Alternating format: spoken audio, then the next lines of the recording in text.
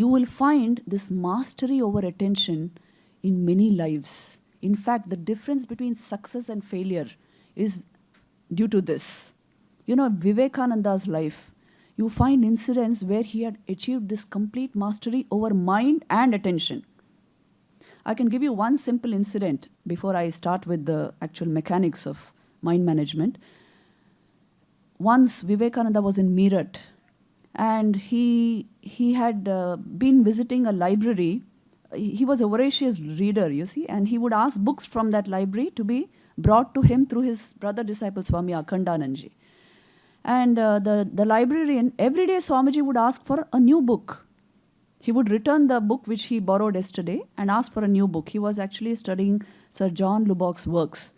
And every day a new book. So one day the librarian commented that how can this man be reading one huge volume every day? I don't think he's reading it. And when Vivekananda heard of this, one day strolling that way, he went to meet the librarian and he said, I do indeed read the books. So you can send me the books I ask for. Every day I read one book. And the man said, how is this possible, Swamiji? Then Swamiji said, okay, all the volumes that I have read, ask me anything from that. And you know, the trial took place right there. He asked him just from any of the volumes, some 8 volumes, anything he's just picking out and asking, and Swamiji is giving the exact answer and even verbatim quoting what is in the book sometimes. Every day, one huge volume. How is this possible? Then he asked him, this is superhuman. How are you doing it? Please tell me. And Vivekananda said, you see, just observe how a child starts learning. Initially, when you say A for apple, you introduce the child to the word apple. What does it do? It just focuses on the first letter, A. It will repeat it loudly, maybe A, then P, again P, L, E. It is focusing letter by letter. Gradually, as it grows up, it is able to focus on the word apple without going letter by letter.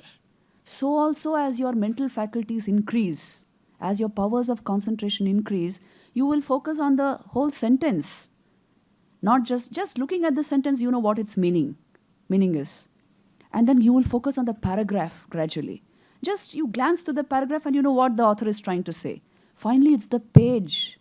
You know, very sensitive, concentrated mind, just it will go through the page like that and it soaks in the information. I am doing that with books, Vivekananda said.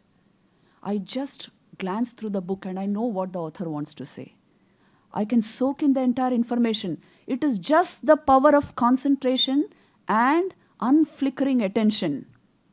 Of course, Swamiji also said, purity of mind is required for this.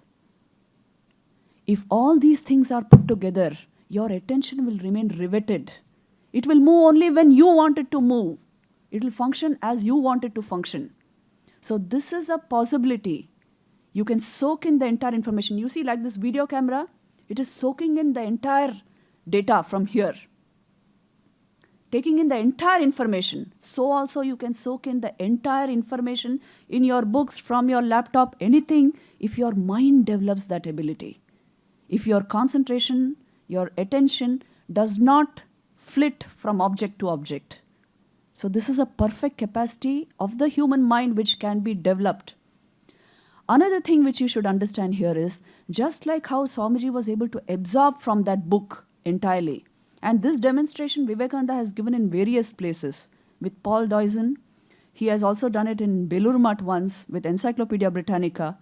So it shows that a yogi's mind, how it functions. You see, even an ordinary artist or a sculptor, for that matter, you know how a sculptor sculpts an image? Please understand this point.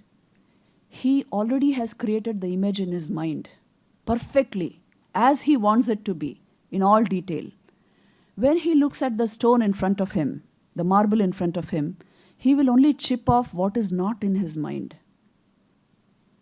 He will look at the image in the stone, chip off that portion which is not the image, and the image is created. Where did it first get created? In his mind. Mind is the starting point of everything. If you want to change the world, it must first begin as an idea in your mind. Every object of the world was an idea in somebody's mind.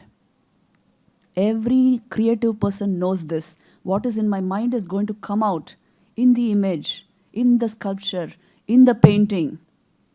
Even a painter does this, you know. First he conceives of the perfect painting in his mind. Then as it were, he downloads that on the canvas. So if the mind has clarity, if the mind has concentration and attention, success is only a matter of time. Everything has to do with mind management.